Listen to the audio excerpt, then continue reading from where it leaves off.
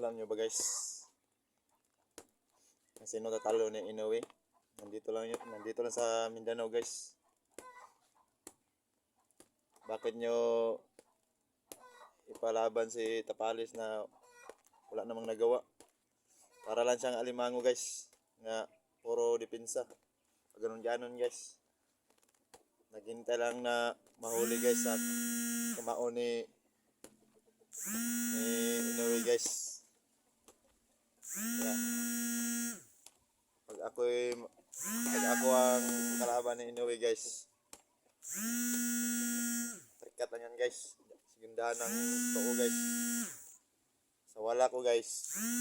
Pang wato guys, pang lipong, pang too.